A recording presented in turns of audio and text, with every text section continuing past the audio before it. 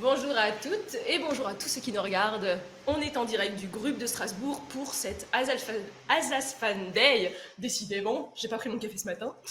Et donc on est là pour une émission spéciale d'Entre elles Webzine avec nos invités ici. Et puis Marie, bonjour Marie. Bonjour. Dis-moi, tu t'es mis aux couleurs de l'Alsace? Toujours Alsace dans le cœur. Et d'ailleurs Marie, quand je te dis Alsace, ça te fait penser à quoi? La gastronomie et au vin. Alors oui, ça aussi, mais ça c'est pour après. Ah. Là, je pensais plutôt à l'entrepreneuriat féminin. Qu'est-ce qu'il en dit de ce côté-là?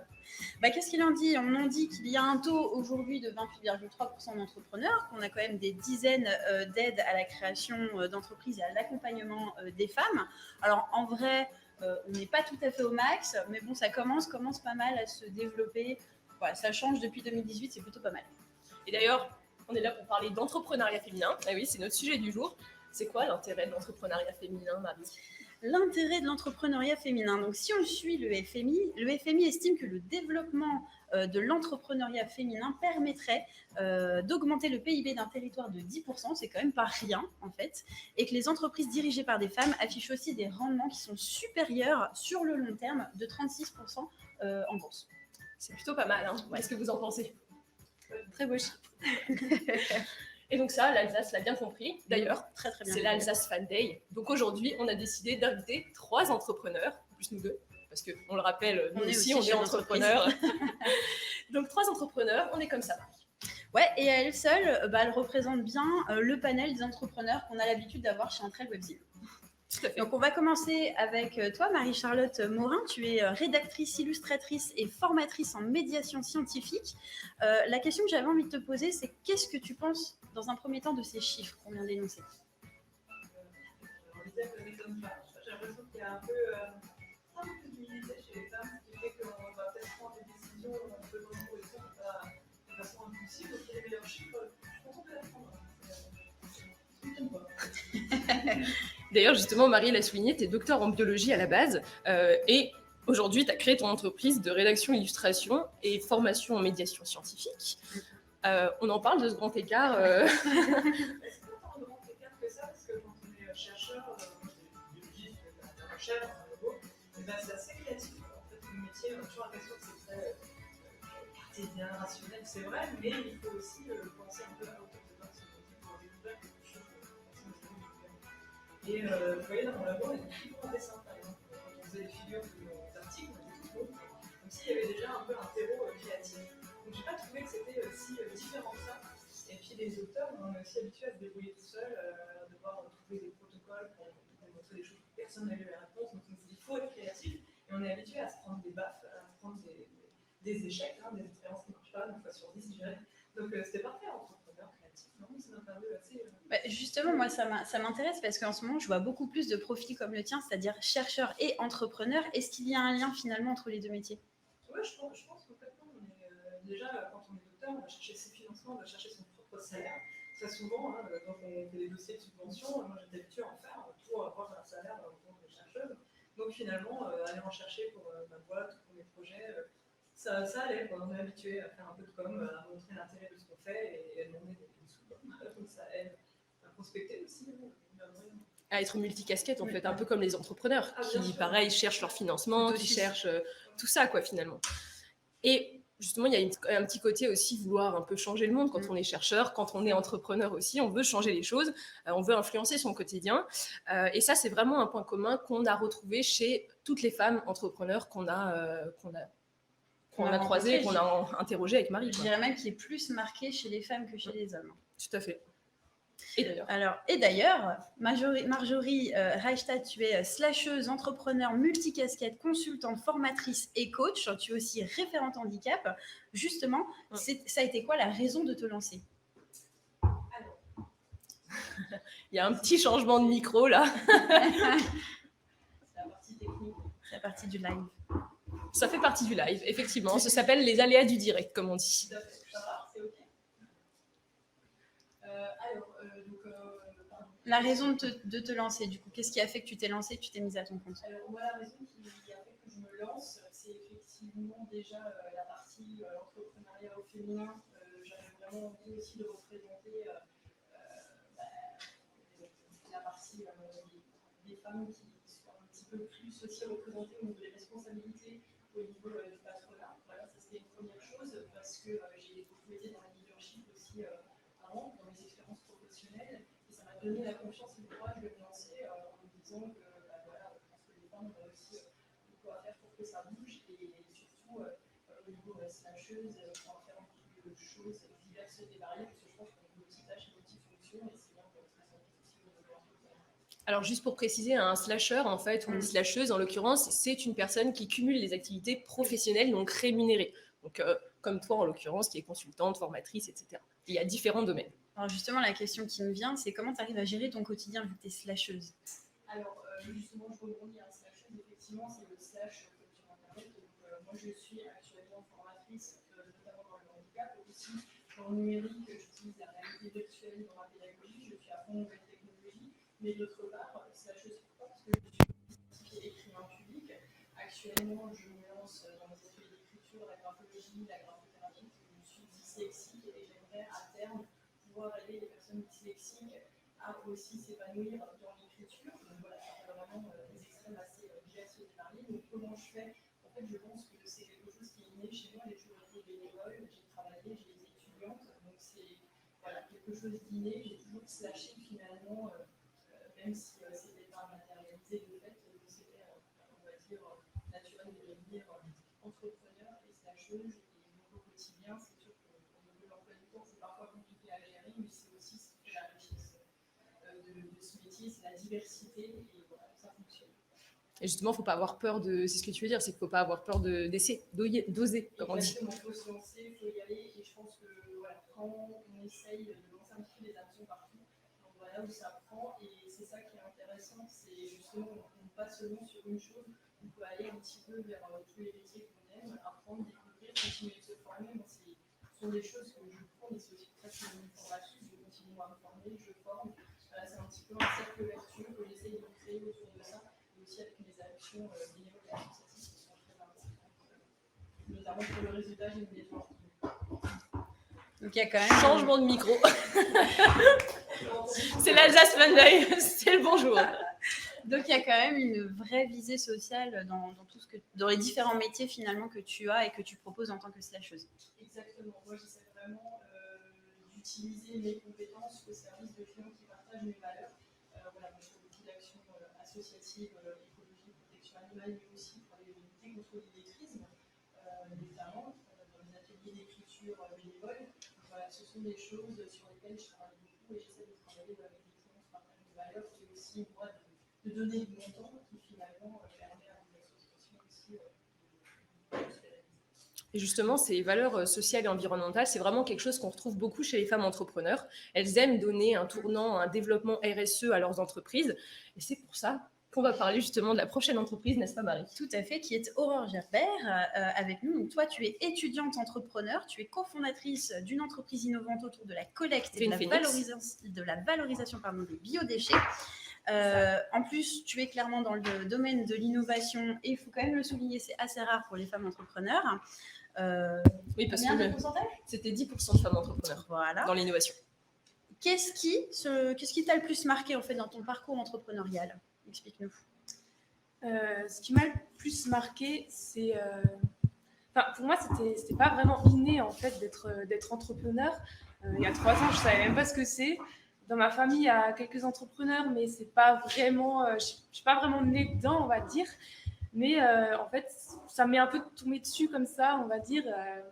J'ai participé à un concours d'entrepreneuriat parce que voilà, j'étais curieuse et de savoir ce que c'est justement. Et voilà, ça m'est tombé dessus. Maintenant, c'est devenu vraiment une passion, et j'étais vraiment, on va dire, boostée par une équipe, parce que voilà, le point fort de Green Phoenix, mon entreprise, c'est qu'on est une équipe pluridisciplinaire, et en fait, on vient tous vraiment apporter notre petit grain de sel, on va dire, et c'est cette équipe qui nous pousse en fait à toujours aller plus loin.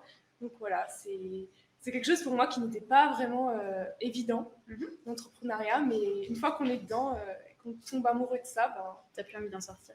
Voilà, on ne se pose pas de questions, en fait, on y va. Et le sujet de ton entreprise, du coup, il est arrivé comment tu as pensé ce sujet, ce secteur d'activité? Alors, moi, j'ai grandi à la campagne, donc j'ai toujours été très, très proche de la nature. Et quand je suis arrivée faire mes études à Strasbourg, j'avais l'habitude de composter à la campagne dans mon jardin. Et quand je suis arrivée à Strasbourg, il n'y avait pas vraiment de solution déjà mise en place. Il y a quelques composteurs de quartier, mais ils sont tous en fait saturés. Il y a des listes d'attente. Et voilà, moi, ça me faisait mal au cœur de jeter mes épluchures dans la poubelle normale, sachant qu'elles allaient être incinérées. Et c'est pour ça que voilà, je me suis inscrite au concours avec cette idée à la base.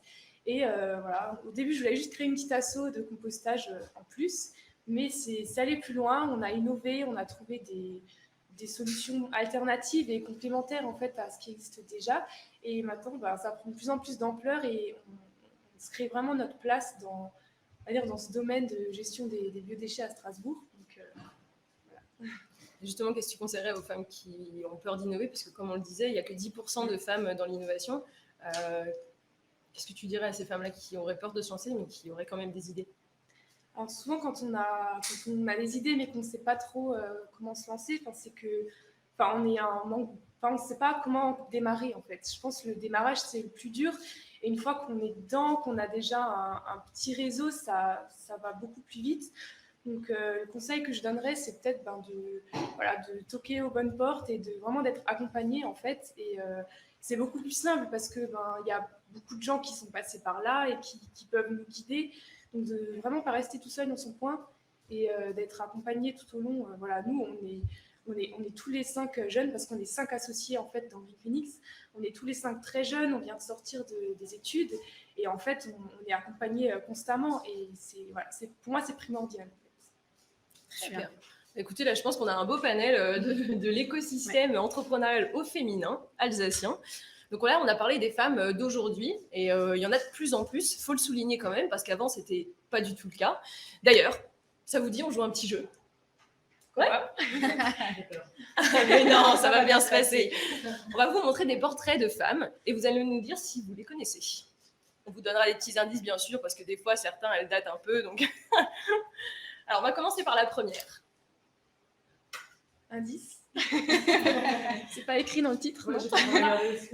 Alors, indice, c'est une Alsacienne. Bien sûr. Et elle est sculptrice.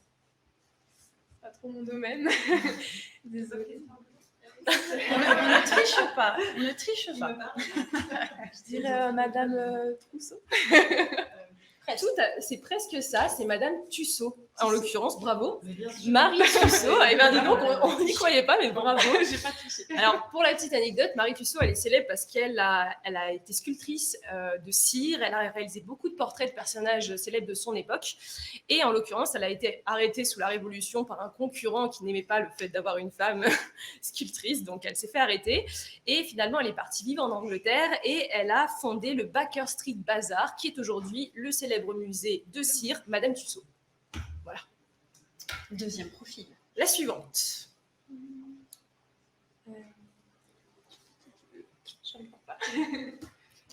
Celle-là est un tout petit peu plus dure, mais c'est plus pour les sciences. Elle est en sciences. Physicienne? Non. Elle est en biologie.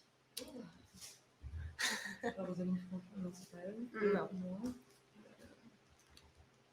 Tu donnes ta langue de chat. Quelle époque? Et on va essayer. Alors, c'est 1830 et quelques. C'est Jeanne Villepreux-Power, qui est en l'occurrence la première fondatrice de la biologie et la inventrice de l'aquarium. Donc voilà, si vous avez des aquariums, c'est grâce à une Alsacienne, et c'est elle, en l'occurrence. Et la dernière. Alors celle-ci, elle est dans l'industrie, en l'occurrence. C'est pas une pionnière, mais en tout cas une grosse figure de l'industrie alsacienne. Ouais. On est vraiment mauvaise là. Vous inquiétez pas. Attends la conclusion. Attends la conclusion. Pas d'idée? C'est dans le tissage? Non. C'est dans le tissage? Non, vraiment dans l'industrie purement manufacturière, un domaine très masculin, en l'occurrence. Elle s'appelle Amélie de Berkheim. est plus connue sous le nom de veuve Dietrich. Et en gros, c'est elle qui a redressé l'entreprise de son mari qui était dans les poêles et les boulets. Et alors, à l'époque, ça se cassait la binette, pour pas dire un autre mot. Et en gros, elle a créé l'entreprise Veuve Dietrich et Fils, qui a perduré, qui a permis à ses fils d'entrer dans la société, en l'occurrence. Et c'était une grosse industrie de la manufacture. Et à l'époque, le seul moyen, plus ou moins, pour les femmes d'entrer dans l'entrepreneuriat ou chef d'entreprise, c'était de devenir veuve. Donc voilà. Aujourd'hui, heureusement, c'est plus le cas. Comme on dit. Alors, pour rebondir à ce que tu disais tout à l'heure, non, vous n'êtes pas mauvaise, hein, c'est juste que ces femmes-là, personne ne les connaît, leurs noms ne sont pas connus. Nous, d'ailleurs, on a mis pas moins de 2 heures pour trouver ces 3 profils seulement. Juste les 3, juste les 3 non plus, bon, ça me rassure. Non, c'est... Si, la veuve Dietrich, pour le coup, je la connaissais déjà. Ouais, mais alors, c'est pas qu'elles n'existent pas, c'est pas que ce sont des femmes qui n'existent pas, mais en fait, c'est tout simplement leurs noms qui ont été passés sous silence, parce qu'elles se sont tout simplement fait voler pour la plupart leurs inventions. Et en science, d'ailleurs, on appelle ça l'effet Mathilda. Pour ceux qui ne connaissent pas, c'est quand un homme s'attribue la recherche ou la découverte d'une femme. Sauf que finalement, c'est pas qu'en science. Voilà, en vrai, c'est pas qu'en science. Et ça existe malheureusement encore beaucoup aujourd'hui. Donc, vous 3, vous avez eu moins de mal à les trouver. C'est ça, aujourd'hui, merci les réseaux sociaux, on trouve facilement des profils. D'ailleurs, juste pour un petit peu comme ça, hein, vu qu'on est fun aujourd'hui à la Fan Day, on va vous donner quelques exemples d'inventions qu'on utilise quotidiennement, sauf tous les pour un, jours, sauf un, mais tous les jours, ouais. qu'on utilise tous les jours. Par exemple, le GPS a été inventé par une femme, par la même qui a inventé le Wi-Fi, en l'occurrence. Vous avez les essuie-glaces, le filtre à café, la machine à laver, l'aquarium, on l'a dit tout à l'heure, l'appel en attente, et aussi cette touche ultra utile, le contrôle Alt-Sup que vous avez sur vos ordinateurs, a aussi été inventé par une femme. Et le Monopoly, et d'ailleurs cette histoire, je vous conseille d'aller la voir parce qu'elle est atroce. Elle s'est fait voler son invention comme pas possible, et on a du mal à reconnaître que c'était elle. Après, bien sûr, il faut noter une évolution. Comme le disait Marie tout à l'heure, on est entre 28,3 et 28,5% de femmes entrepreneurs en Alsace. Mais quand on descend dans l'âge, donc les moins de 30 ans, elles sont plus nombreuses que les hommes. Donc c'est quand même encourageant. C'est très encourageant. Tac, tac, tac. Et demain, Marie? Demain? Ouais. Et bien là, c'est la question, parce qu'effectivement, il faut souligner qu'aujourd'hui, on a énormément de dispositifs qui sont mis en place pour vous aider, vous, mesdames, à monter votre boîte. Il faut le souligner. En Alsace et dans le Grand Est. En Alsace et dans le Grand Est notamment.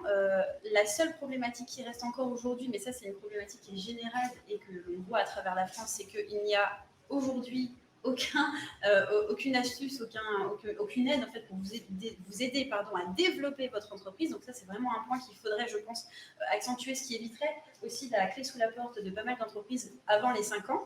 Et puis, je pense vraiment, j'en suis persuadée qu'il faudrait prendre l'entrepreneuriat féminin comme un réel sujet, vraiment le travailler dans son intégralité et non pas sortir des bribes à droite et à gauche qui, au final, apportent des solutions mais qui ne sont pas vraiment opportunes ou du moins très travaillées pour les femmes qui aujourd'hui ont quand même beaucoup de problématiques sur le terrain. À noter que l'entrepreneuriat féminin, c'est bien sûr le sujet de l'égalité, c'est les sujets de l'égalité salariale, de l'égalité homme-femme, des plafonds de verre, enfin ça regroupe un peu plein de choses. Hein. C'est pas uniquement l'entrepreneuriat. Il faut travailler un peu sur tout ça. Exactement. Et justement, c'est pour ça qu'on a créé le webzine Entre elles pour augmenter tout d'abord la visibilité médiatique des femmes. Parce que Marie, c'était combien déjà ? Ah bah les chiffres sont pas très hauts. À la base, le taux de médiatisation des femmes dans le domaine du business ne dépassait pas 4% avant la Covid. Donc c'est quand même pas élevé. Aujourd'hui, on est redescendu à 2%. On a encore du travail. On a encore du travail devant nous. Mais heureusement, on a plein de projets pour faire avancer l'entrepreneuriat féminin. Et je vous invite à nous retrouver sur www.entreelleswebzine Grand Est, puisqu'on est dans le Grand Est.fr. Vous aurez des articles, des portraits de femmes et un tout nouveau podcast d'ailleurs qu'on va sortir prochainement avec un titre bien clivant qui s'appelle Clitospiner, c'est qui la patronne ? Voilà, histoire de dire. Et là, le but, c'est les femmes qui reprennent un peu leur leadership. Donc voilà, en tout cas, merci beaucoup d'être venus dans cette émission et merci à l'Alsace Fan Day de nous avoir accueillis. Et surtout, bonne Alsace Fan Day à tous. Hop là ! Hop là, bonne Alsace.